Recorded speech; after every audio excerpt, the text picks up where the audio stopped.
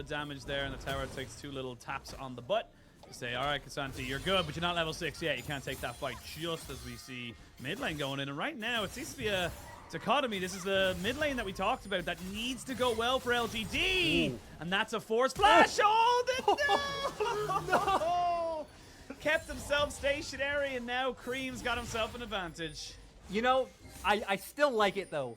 Xiao Qinghua coming in from the LDL, playing his first game on stage with some guts, trying to set up for that solo kill. He knows that in this matchup, he has to try and snowball, get ahead early, and be the one to take over the game. He goes for it. Sadly, again, just a little bit too far forward, taking so many turret shots. Opens up for Cream to start making his way towards getting online even earlier than he should have. I mean, this is kind of disastrous. We talked about it earlier, that you don't really get an opportunity here if this Cassidy gets going, if this Cassante is just left to be pushing. What looked like a little bit of an overextension from OMG, they still come out with the kill. Both mid laners, right? Cream being a little bit too overzealous, going too far forward, gets chunked out. Wild growth forced out from PP God, but then XQW thinking it's his time to capitalize, kind of making the same mistake on the opposite side. And now, not able to get the mid lane turret. We can see the OMG gold lead is only growing since they were able to get that one in bot lane like we talked about. Cassante, a champion who naturally just loves to go for that Iceborne gauntlet anyway, with the slows able to come out.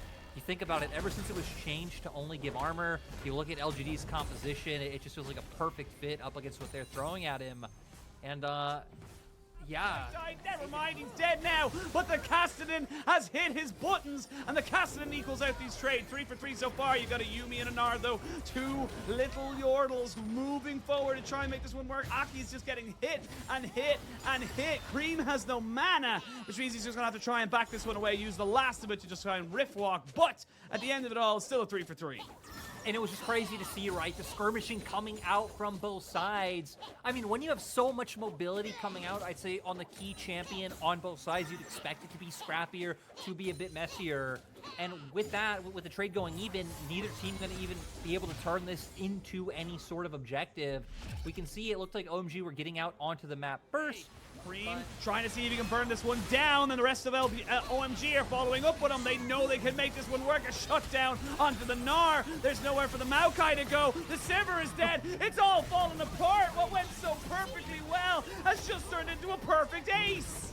Absolutely insane coming out from OMG, and with the death timers, I mean, they're just going to be able to look for the end here, potentially. They have the Baron minions as well. OMG just takes this game out of nowhere. All right, we stopped playing around. We're no longer going to do this. We got the Baron, and now we're going to end the game. That's it. That is it. That is how this game ended. LGD just felt like they were gaining so much from that Baron play, and then all of a sudden you blink and you're dead.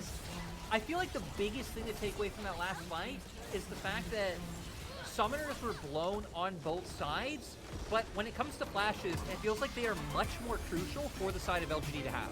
Because when you look at OMG's composition, I mean, you have the Cassidy with the Rift Walk, he has so much mobility. You have the Zeri with the ability to kind of just slide out of there. Cassante up in top side, you've talked numerous times about all his dashes, so with all the flashes being down, I like that OMG recognized it was a pretty opportune time to find a fight. It's just so sad for know if they were spotted. It's kind of a lackluster. I guess maybe LGD are expecting this and just kind of saying, look, we kind of assume they're going to be here, but we're also going to assume that they're going to just kind of walk away from this. Ooh, no. He's going to go for him. Flash is going to be burnt here, and they're going to try and kill him off. There's nothing you can do. That's first blood going over to Cream, and there's just not a lot else you could really do about that. I mean, we got the answer to your question, though. They very much did not know that OMG had walked into their jungle. It's going to be a great start for them, especially with summoners going down. Both flashes were used, and with Cream being on the melee champion can be a little bit more punishing to play forward, but at least just about stays alive. Oh, Dream with the flash over the arrow means he does not die to the Varus. He will fall to the rise as Photic needs vision. Oh, traded back, ninjas in pajamas. They will come out on top, a 4 for 3, but now they need to try and run back towards this dragon because they cannot take the Baron. Still, NIP getting a little bit feisty and giving over probably more than they should have. They are going to look to go for the Drake. Rich and Jor are still fine and up alive. You can see Shalongdao making his way here as well. With Cube alive and it looked like Southwind making his way over, they might be able to contest. As here you can see NIP are a bit indecisive because they have Rich start to leave early as his Meganar starts to time out. The AD carry for the side of Ninjas in Pajamas is not here. It's all on Dream. Joe is dead. RA are just tearing them apart. They can't stick to a target. Ninjas in Pajamas are running away, and with 10 seconds till Elder, I don't even think if they need it, they could just go mid. Yeah, RA looks like they're just going to push out. They're trying to stop the back coming out from Rich. Drive. You're not stopping the back. It's caught out. Oh, he didn't get the stun, though. And that means he's not able to get killed off. They can turn straight back onto XLB. Kill off the Sejuani. You know it's no longer a contestable objective. RA, they kept themselves in the ascendancy. They put all their resources into Stripes, and they are getting paid back in dividends. That almost looked doomed for Strive going in, but the fact that it turns out not only into like a neutral play, but into a net positive for the side of RA. You can already see pings coming out on the Baron for NIP, but first we're going to see exactly what happened. Because for NIP, they thought they were catching out Loyan.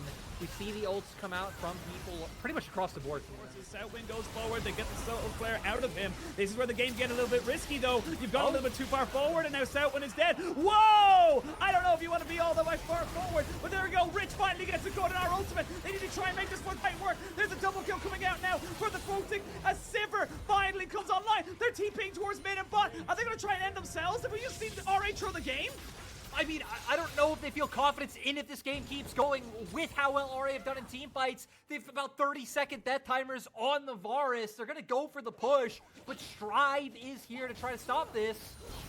Don't have a huge amount of minions, but they've got another minion wave coming in a couple of seconds. XLB taking the smart decision, saying, look, I've got a Warmogs, I can tank this up, it's fine. They're going to go for both mid lane and bot lane, never mind. They're going to put Dream into the mid lane. This is it. This is the opportunity for Nip. They have to end it in the next 20 seconds. That one will be up. They've got a couple of Baron minions here from Strife. There's only a couple more seconds. They haven't got time. And oh, lordy, lordy, lord, this is getting very, very close. It's still a significant gold lead here for RA, but Ninjas in Pajamas are not to be dishonored. Asheen, we've seen it go from like a 1K gold lead to a 9K gold lead to a 4K gold lead, all in the span of like 2 minutes. Baby. This LPL, baby. This game. Who can find that critical engage onto the enemy AD carry? Like you said, it's been a lot about Cube. It's not been a lot about Cube. It's been a lot about the... Here we go. They're going to fully engage onto this one here. The Sivir is dead. Photic got caught. He got CC'd out. And just like you called it, Lyric, the game is over. There's no more damage for you. There's nothing you can do, NIP. Your AD carry got caught with his flash in his back pocket. Yeah, I mean, that's exactly what you can't have happen.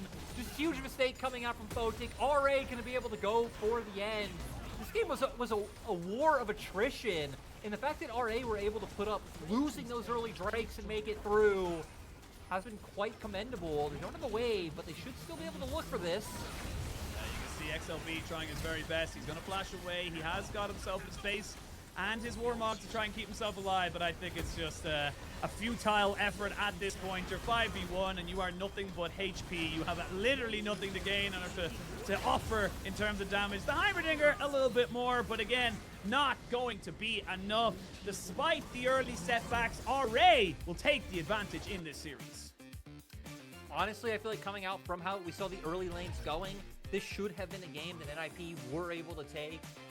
You know, maybe with a bit of struggle, but still moderately well overall. The fact that RA were able to inch it back, they were able to get the Rice huge with the farm that was coming out from him in the mid lane, and they weren't giving over too many opportunities for NIP to punish in the mid game. It was the huge difference maker because it looked like Southwind, especially in that early game, was just getting caught left and right. But once we got to mid game, damage here, and the Sivir does. This is Sivir doing it again. Photic flashes away, keeps himself alive, and Ninjas in Pajamas, they take everything.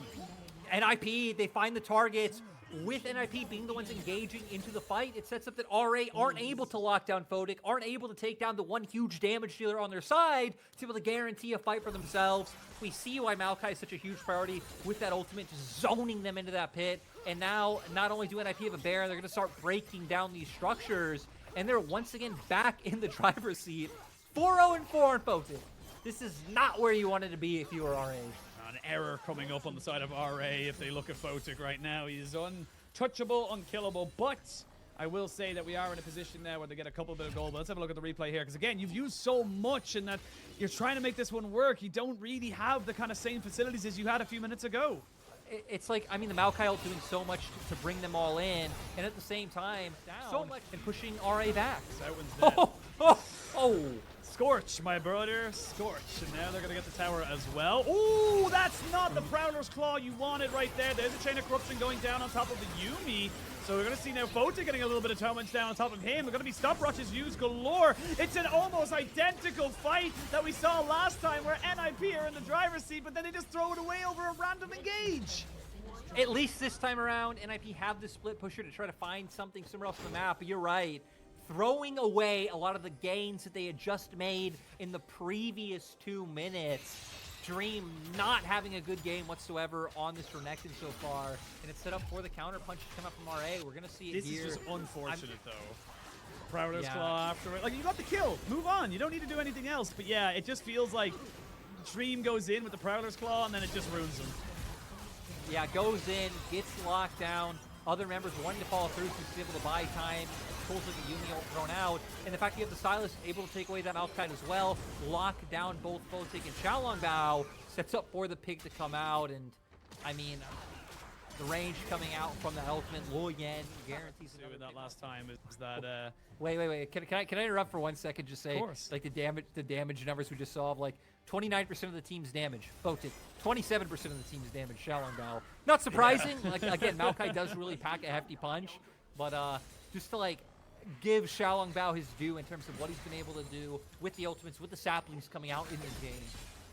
Absolutely, and kind of important to recognize his items well. He's got that Sonya's Hourglass, which I was trying to bring up as well, is that in that last engagement, we saw the stopwatch being burnt by Dream. The broken stopwatch had to be you, or the stopwatch had to be broken by Photic. It's now been turned into a GA, so these are little things that are going to try and maybe change the the setup of this one. The GA is an interesting together as they both end up getting spell shielded. There's a Sivir going in, the Baron secured by RA. You can see Dream trying to make this one work because he's already killed off. They found Photic and they've gotten him killed. This is what I'm talking about. Yes, he's been GA, but what good is it going to do? The rest of your team are run away, and this is RA once again taking control of this series. RA doing a great job with that pick and side lane to set this one up. Invincible thinking he had the 1v1. Cube completely baiting him with Strive there. NIP then are just in the situation where it's like, we really don't want to give over Baron, especially with the fact that they gave RA the last strike. So you're going to let them keep up prio with that Baron. They'll have waves, they'll get the soul, and then they will just be able to take fights. So sadly, that one pick onto Invincible kind of put NIP in a really rough position with what they were looking to do. We can see here Spell Shield forced out by the Maokai ultimate, and then Dream tries to go in to force well, that I winced. I physically winced. That was disgusting. What? That was before Elder. That was great. And okay, well, we've been kind of talking like this game's been over, but yeah, this now Ari's gonna go for the push unless we get the most awesome, coolest 4v5 in the history of League of Legends. Keep your eyes on the Sivir. What is possible?